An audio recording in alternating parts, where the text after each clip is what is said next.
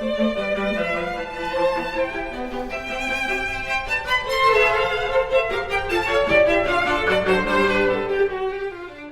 and welcome to The Sound of Economics, the podcast from Bruegel, the Brussels-based think tank.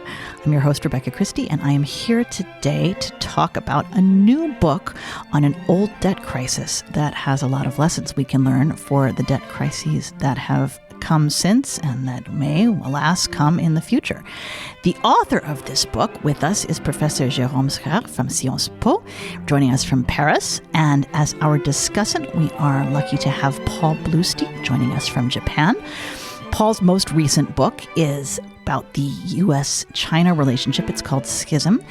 And he also was a journalist during the 80s debt crisis. And I'm looking forward to hearing both of you discuss how it can go. So, Jérôme, tell us about your book. What is it called?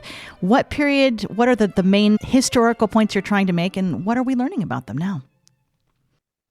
Well, the first thing probably is that this crisis was very much talked about in the 1980s, not just in the country that were stricken by the crisis, first of all, Latin America, but also in developed country, industrialized OECD country. But then by 1991, 1992, it was over.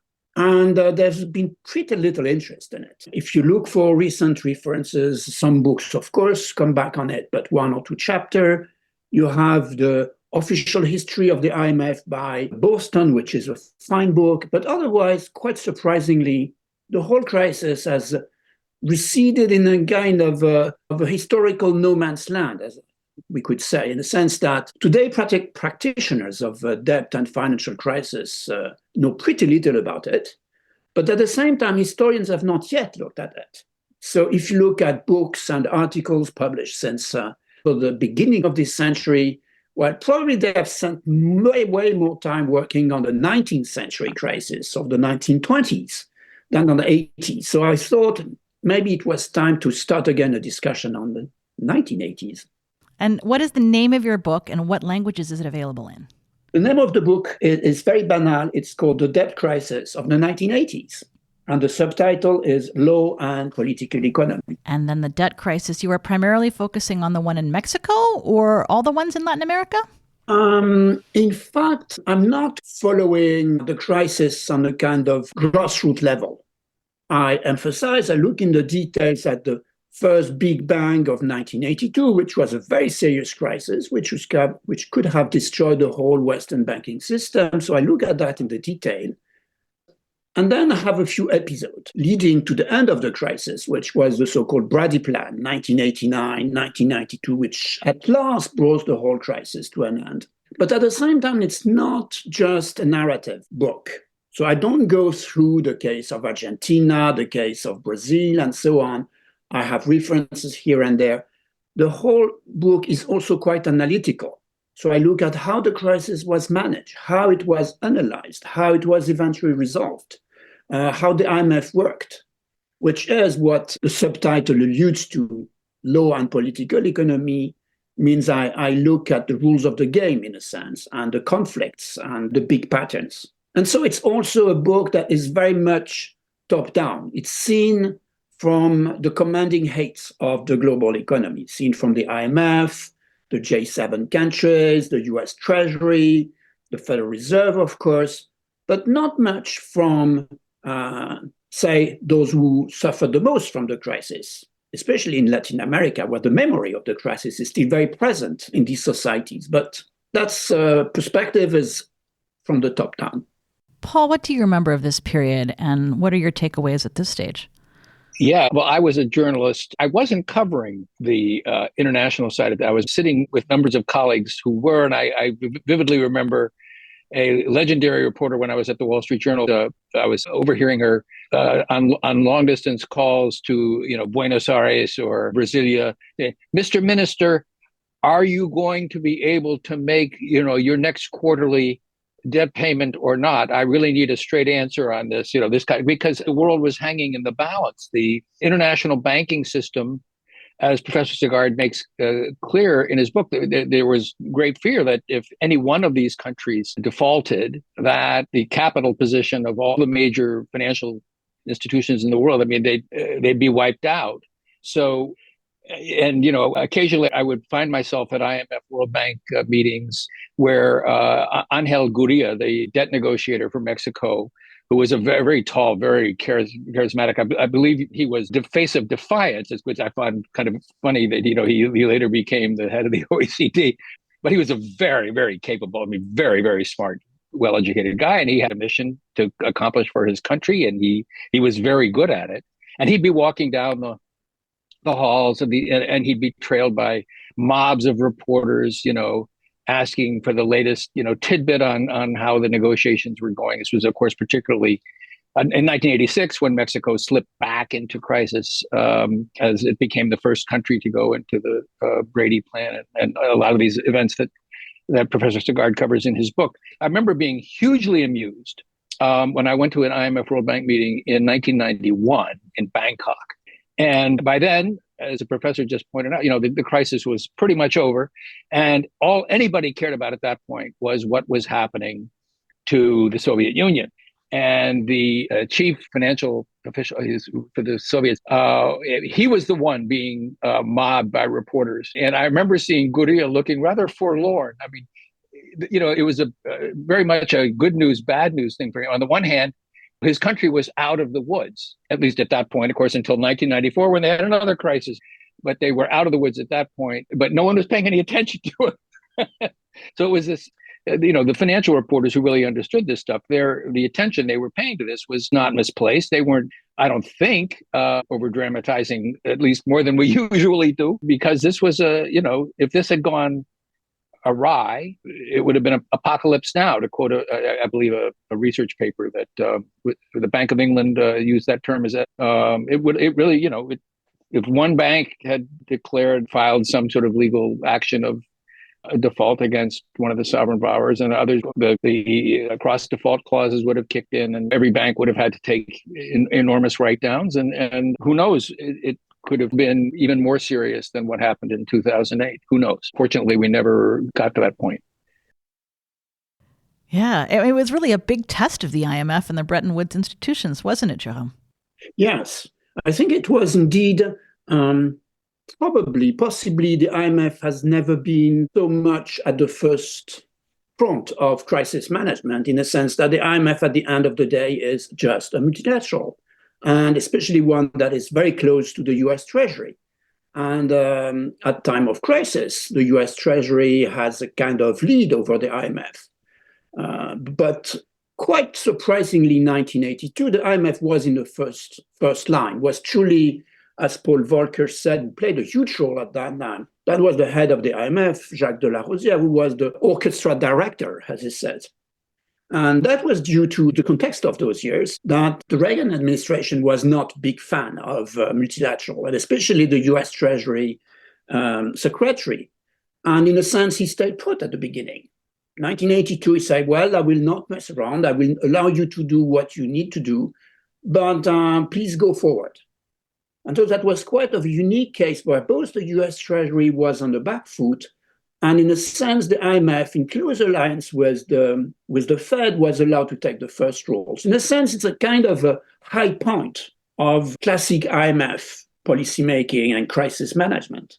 Probably has never been so much in the first front of crisis management than 1982. The threat of default from Latin America was still hanging around when I started writing about Treasury and the IMF in the late 90s and the early 2000s. And it seems like it was with us almost until the beginning of the Euro crisis. And then, as we heard, it sort of faded back, and now people are talking about it again. What patterns do you see repeating, Jerome? What can we be learning now? Well, I think there are lots of convergences. At the same time, the whole context has changed hugely. To start with, the preeminence of the US and therefore the IMF is not at all as clear today. Today, a country like Venezuela or Argentina in the past years has a problem of foreign financing. Well, it can go to China. And China now regularly lends to countries that would have gone to the IMF 20 years ago. Another dimension is that you can draw countries to the courts, to US courts. And that changes completely the rules of the game, in the sense that creditors have this now very powerful tool of litigating, which was not at all on the map in the 1980s. So in a sense, the 1980s looked at, from that perspective, much more like post-war decades regime than what we had today, even though the basic issue in case of a sovereign default are still there. Coordination, short-term intervention, how to negotiate the write-off, how to have everybody on board, and so on. Paul, how do you see the addition of China on the global financial scene affecting these trends? I mean, China, as the professor just said, has, kind of thrown a lifeline to some countries, but that has not, once things have gone sour, then it really throws a monkey wrench into the whole situation, because normally when countries, particularly the sub-Saharan African countries that have borrowed heavily from China, once they get into trouble and need to renegotiate their debts, the Chinese are not willing to participate in what's called the Paris Club, the group of creditor governments. It's not willing to subordinate, it's not willing to play along in many cases with private creditors, the big bondholders and so forth, who are maybe willing to negotiate a debt restructuring. Now, we've just seen recently that there's been some reports which sound very hopeful that the Chinese government and US Treasury are discussing some kind of plan to overcome some of these sort of runctions or one of these structural problems in the whole international debt situation. But, Chinese capital has certainly been a blessing for some of these countries. It's helped them develop. There is some positive impact, but the Chinese say our big banks, our big state-owned banks are not subject to some of the same rules as your banks and your private financial institutions. And this creates all kinds of difficulties for negotiations. So one would have hoped that after the resolution of the Argentine debt problem, which, another country that had run into trouble in the 1980s and then ran into trouble again. There's a book I wrote about, but not about what happened in the 1980s, what happened in 2001. And it took 15, close to 20 years to get Argentina out of the mess that it was in, at least as far as its debt goes. And one would have hoped that the resolution of that might have provided a framework for resolving a lot of the other problems that have arisen in a lot of developing countries since then. But because of the Chinese role, the situation is very murky and difficult to resolve. It's so interesting to me hearing you both talk, just listening to the iterative nature of these crises. We had the post-war institutions lingering all the way to the 1980s. Then we had this transition period in the 90s where some of the same countries were involved, but the dynamics hadn't really changed. China becomes involved as a new investor country, which helps. It takes the pressure off the West. But then China also becomes a creditor country, and we're back to talking about write-downs again. So it's a spiral, if not a circle. When we come back in the next section, we'll talk more about what actually happened in the 80s.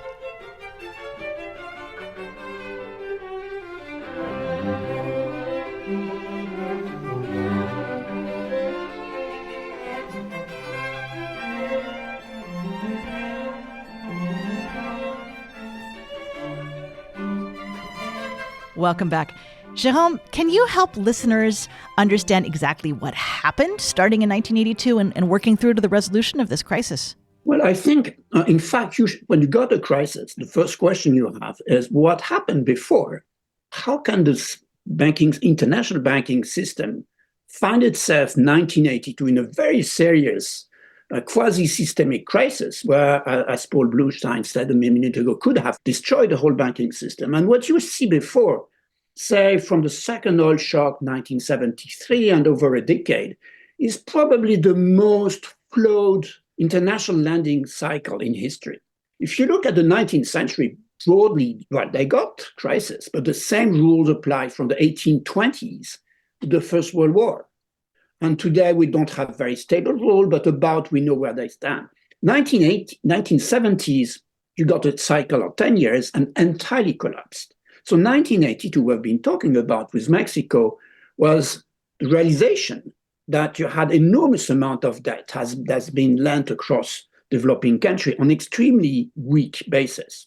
Very poor information, very poor statistics, very poor expertise on what was happening on the ground, and bad contract structures for the debt itself.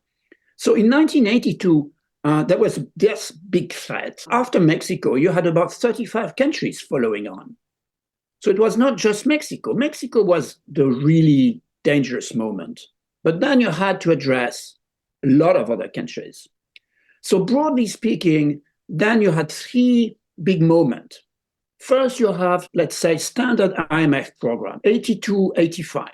The usual way for the IMF to do it.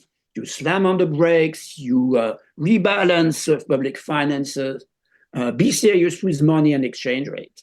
And hopefully, capital will flow back into the country and growth will come back. It worked sometimes, but it didn't work in the 80s. So you find yourself 85, 86, with countries that had been adjusted, but were not able to go back into the market, could not completely stabilize and recover. So at that moment, you had a very serious economic discussion. What's going on here? Why is it that it doesn't work? And the first answer that was proposed, called the Baker Plan, after the name of the then Secretary to the Treasury in the US, was essentially the invention of the Washington Consensus. Macroeconomic stabilization, that means fiscal, monetary, exchange rate, didn't work. So let's look at the supply side.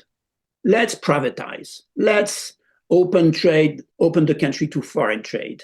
Let's flexibilize the labor market. So truly the beginning of the Washington Consensus, 1985-86, with the so-called Baker Plan.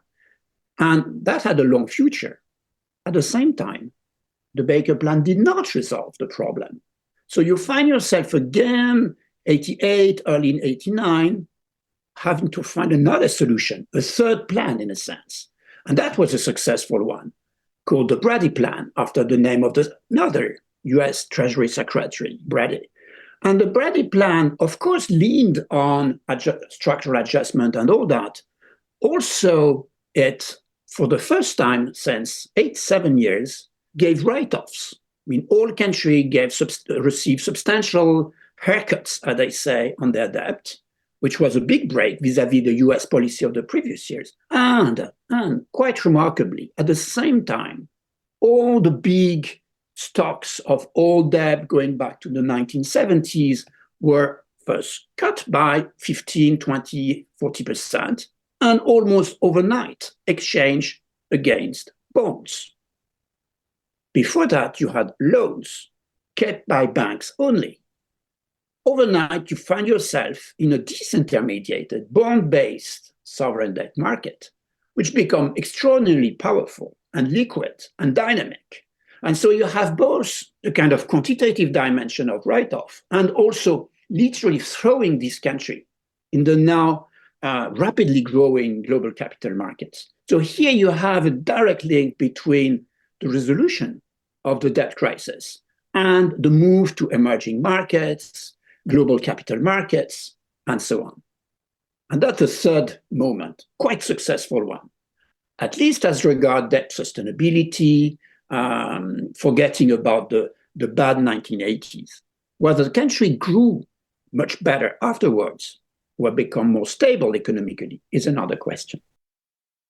It's so interesting to me to hear some of these names, James Baker, Nick Brady, revisiting that period of American history, and also a time when foreign exchange rates were so much in the news. In the euro area, we forget what it's like borrowing outside your currency and having that risk on top of other credit issues.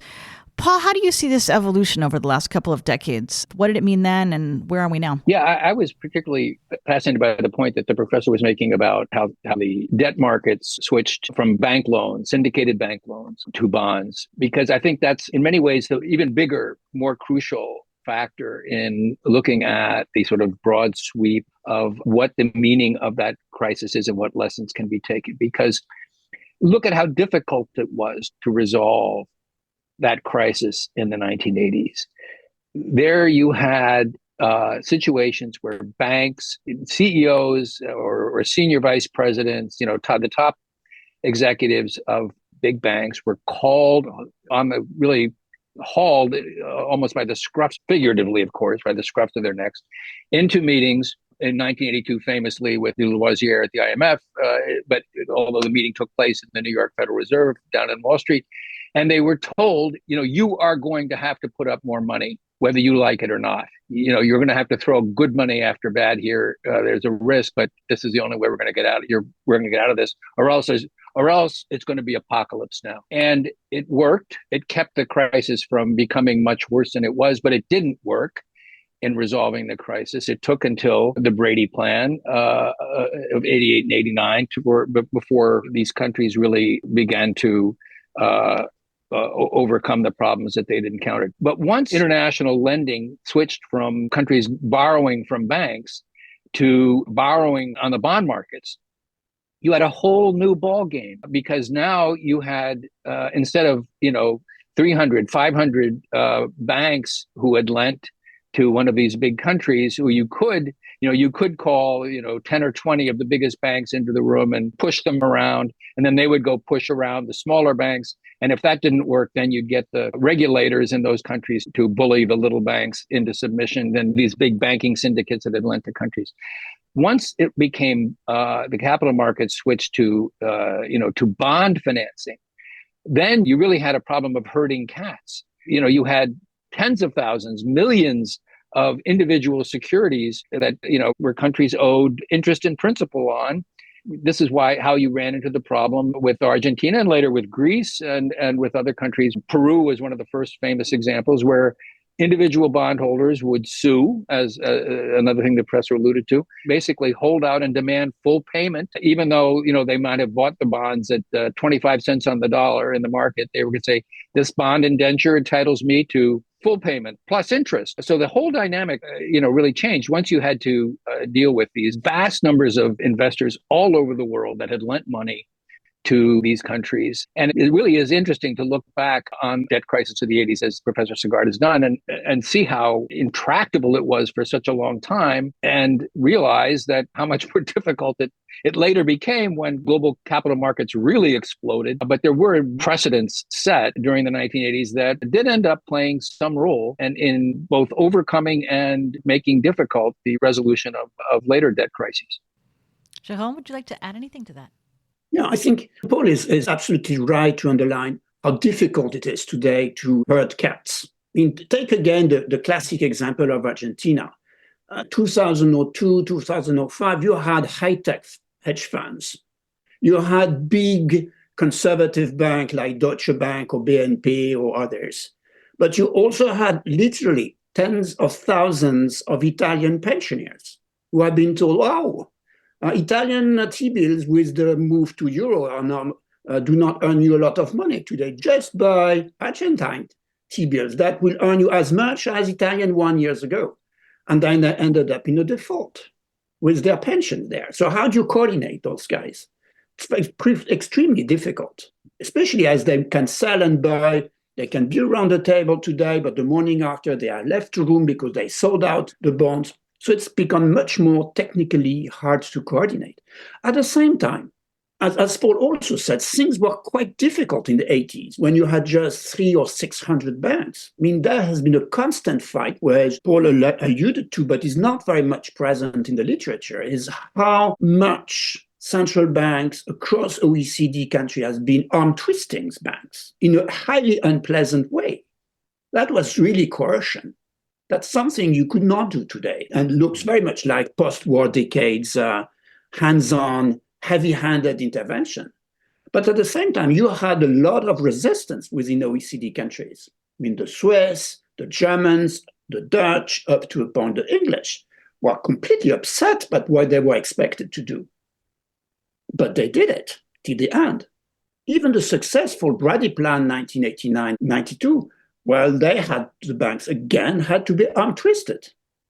And so they had the bad memories of that, which probably is another reason why everybody forgot about this unpleasant experience in the following years. That is a really interesting point, back when the government would twist the arms of these banks to be more constructive, because certainly right now the debate has shifted to talking about too big to fail and how to take them apart, to unwind them, as opposed to just bear down on them and get them to toe the line and cooperate. When we come back, we'll talk about how we got out of the 80s debt crisis.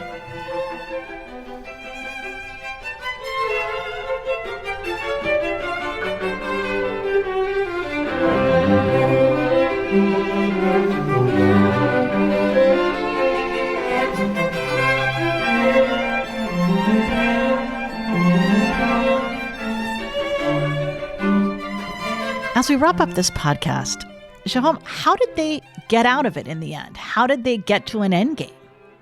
Well, the usual way of interpreting has been summarizing one catchword, which has a debt overhang, which is a word that emerged in 86, 87 from the academia. You had people like Jeffrey Sachs, Paul Krugman saying, well, in fact, the IMF first cycle of adjustment did not work because the debt is just too big.